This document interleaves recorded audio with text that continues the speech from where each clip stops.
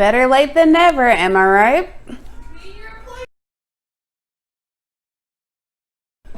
Hey y'all, this is Tasha and welcome back to my channel, Amazing Reads. I'm coming here today to do the mid-year book freakout tag. As of right now, I think I've read about, as of the day I'm filming, I think I've read about 75 books this year. And so I think I'm on track to have a pretty good reading year. I'm a little behind on my goal, but yeah, who cares? It's an arbitrary reading goal. So without further ado, let's go ahead and get into the tag. The best book that I've read this year. For that one, I have a nonfiction and one fiction. For the fiction, I have Riot Baby by Tochi Onyebuchi. This is a tour.com novella. It is about Ella who possesses some kind of power, and her brother, who I can't think of his name right now. This is a commentary on just the world, police brutality, what it means to be captured and close. It's super short. I got an arc of it. I absolutely loved it. And so I really think that you should pick it up. It is more science fiction-y over fantasy, but Tochi Onyebuchi is such a great writer. I've read a couple of his short stories in this novella, and I've enjoyed everything, and I have a couple of his books like War Girls and Beast Made of Night that I want to read. So my fiction pick for best book of the year is Riot Baby by Tochi Onyebuchi. For nonfiction, I picked I'm Still Here by Austin Channing Brown. This is an essay collection that I read back in January, and I still think about it and I still recommend it. Basically what she talks about is being Black in white spaces. The subtitle of it is Black Dignity in a World Made for Whiteness. She talks about how her name, how people expect her to be something else. She talks about being Black in a Christian setting. That's a big white space, which is something that I totally, Mason, thank you. Because that is something that I've grown up with, that I still deal with today, and how that racism is still there, whether intentional or not. There's just so much unpack in this, and I think that more people need to be reading about it. It's starting to get a little more attention here recently, but I'm Still Here is one that I highly, highly recommend. The next one is best sequel that I've read this year. I've read some sequels. Nothing has really just done it for me, and you'll see that in one of the other questions. But if I had to pick one, I would pick Bloodwitch by Susan Dennard. This is book 3 in the Witchland series. I really enjoy this book. I really enjoy this series overall. The first book follows Safi and Isolde, and Safi is a truth witch. No, or is it Isolde? Yeah, and Isolde is a thread witch. And they're thread sisters. People have talked about this. Some people love it, some people hate it. I really enjoy Susan Dennard's writing and the way that she crafted this world and all the different witches that you get to know.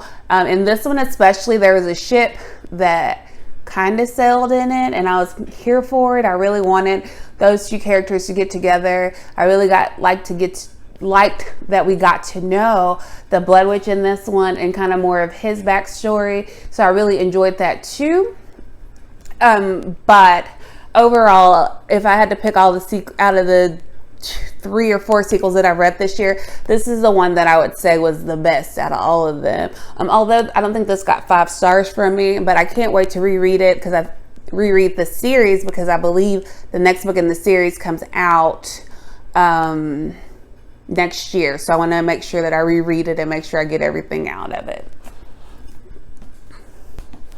A new release that I haven't read yet. I think that this one, it might be surprising that I haven't read it because everybody's talking about it, but it's Take a Hint, Zany Brown by Talia Hibbert. This is the follow-up to Get a Life, Chloe Brown. I really love the Brown sisters. I can't wait to get to this one. I think I'm saving it for when I want to have something that I know I'm going to like, that I want to get through real fast. And this one just came out, so I'm not that far behind the curve, even though it seemed like everybody had an arc of it. But either way, and I might take this on audio because I really did enjoy the audiobook of Get a Life, Chloe Brown. I'm ready to do this. This is the one.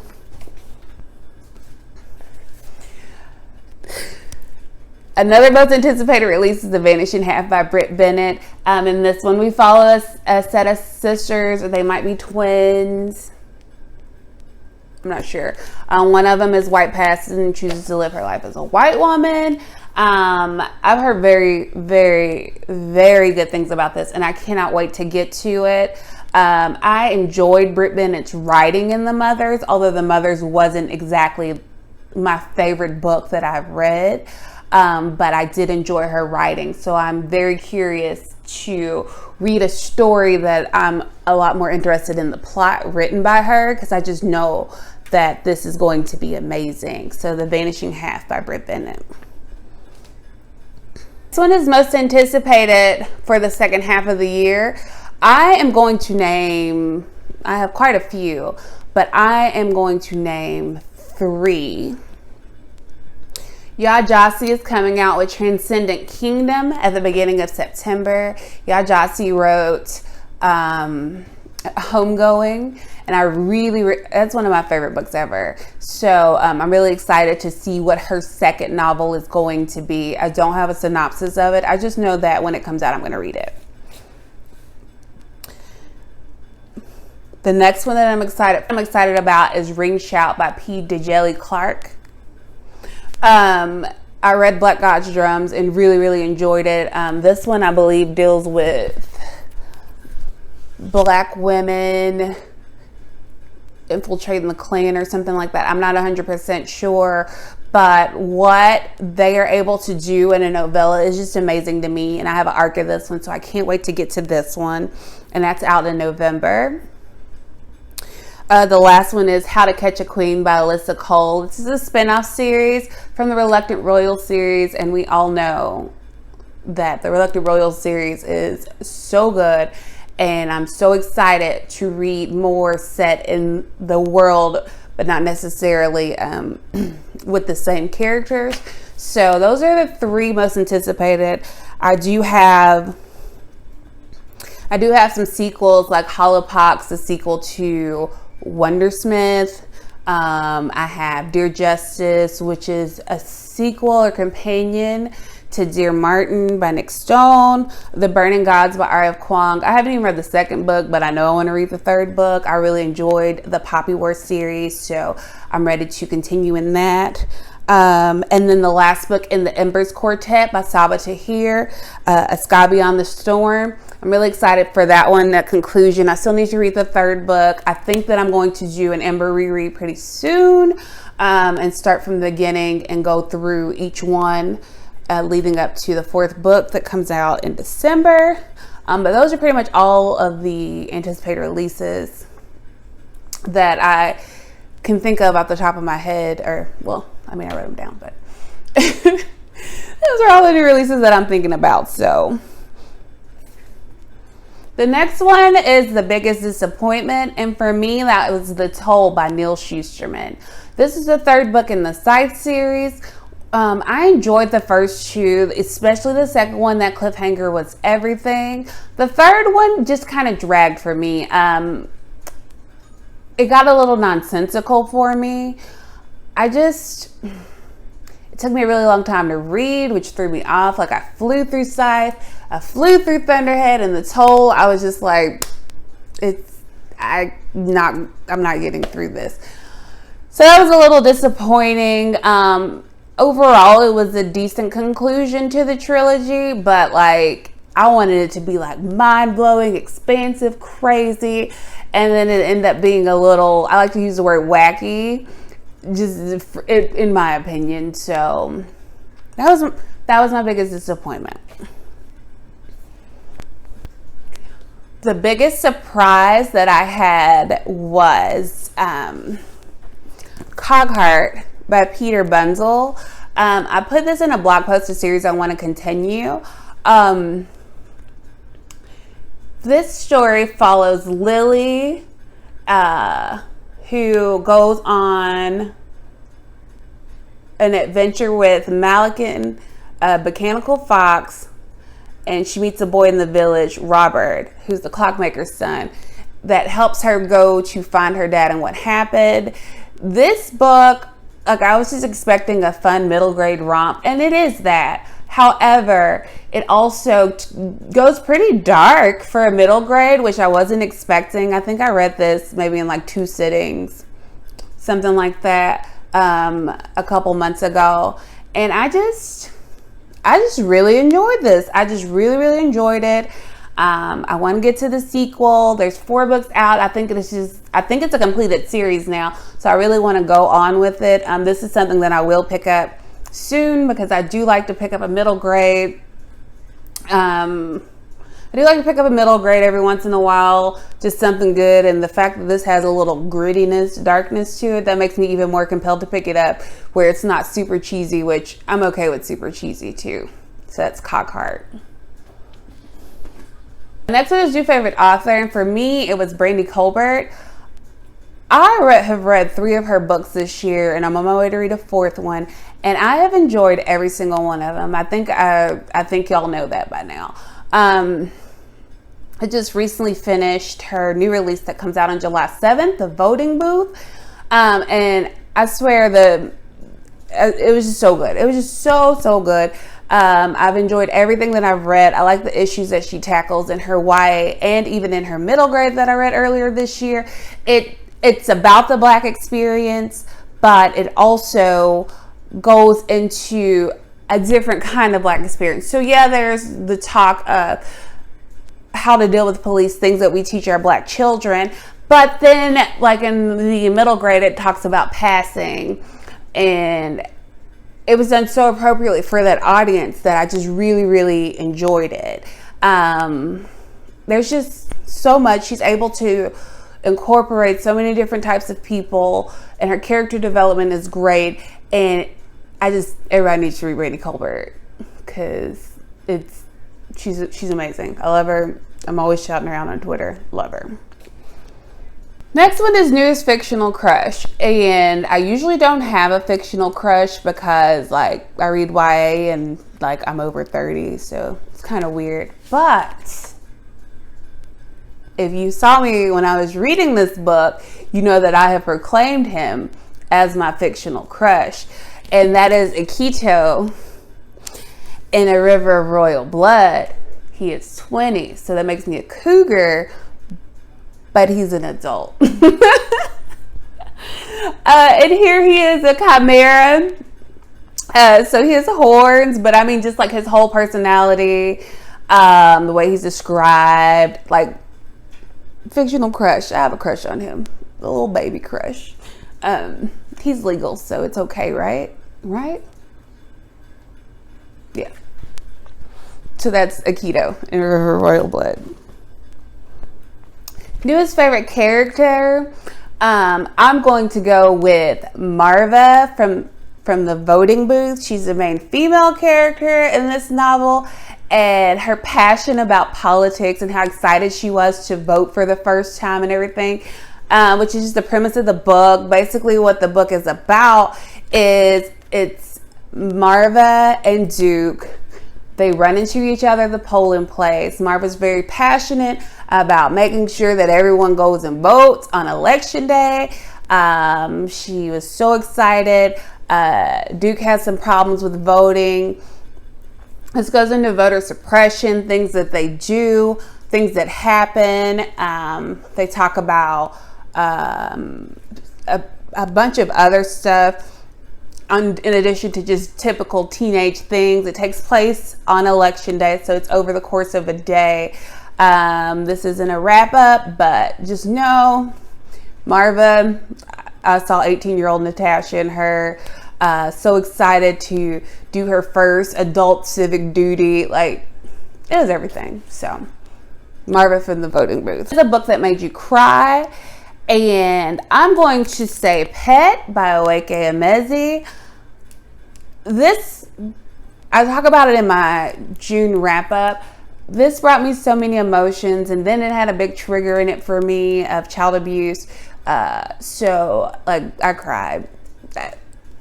I was like, I seem like I'm sarcastic and uncaring, but I'm a softie, and this book made me cry because I just felt so much emotion and how they were able to do this in such a small amount of time. I don't know, magic, but read this. I'm not going to stop recommending it. The hype is real. Read it. Pet. It made me cry. A book that made me happy was The Unhoneymooners by Christina Lauren. This is the first Christina Lauren that I read, and it was hilarious. Like, it was just funny. It was a rom-com. It wasn't my absolute favorite because the conflict at the end, like, I'm always waiting for the conflict. I'm always waiting for the conflict at the end of romance books, but this one, it wasn't my favorite, but overall, the book is hilarious. I highly recommend it. I think that people should read it. Everybody probably already has read it, and I'm late to the party, but I don't care. The Unhoneymooners, read it. The most beautiful book that I have, I've already shown it, but I'm going to show it again, and that's The Vanishing Half by Brit Bennett. If you remember her cover for The Mothers, which I'll insert, she just has beautiful covers. Like, this is gorgeous. The colors, the faces, like, there's just is so much. This is absolutely beautiful. Prettiest book I've bought this year. So this is the most beautiful book. And the last, what do you need to read by the end of the year? Everything. No. What a typical answer. No, what I really need to read by the end of the year, or what I would like to get to by the end of the year, is that I have several sequels that I want to read before the end of the year. I want to continue in some series, and some of those are, and some of those are, there's Moonlocket by Peter Bunzl. I just talked about Cogheart earlier in here. I really want to continue with this series. I really want to get all of them with sprayed edges because I didn't know it was coming with sprayed edges, but you know, this is cute. But I really want to continue Lily's story and see what all is going on. Another one is, and I talked about it earlier, Reaper at the Gates by Tahir. I really want to reread this whole series before the last book comes out in December. So I probably won't be able to get to it till about October, maybe. I plan to take some time off towards the end of the year, so we'll see what all I can get to.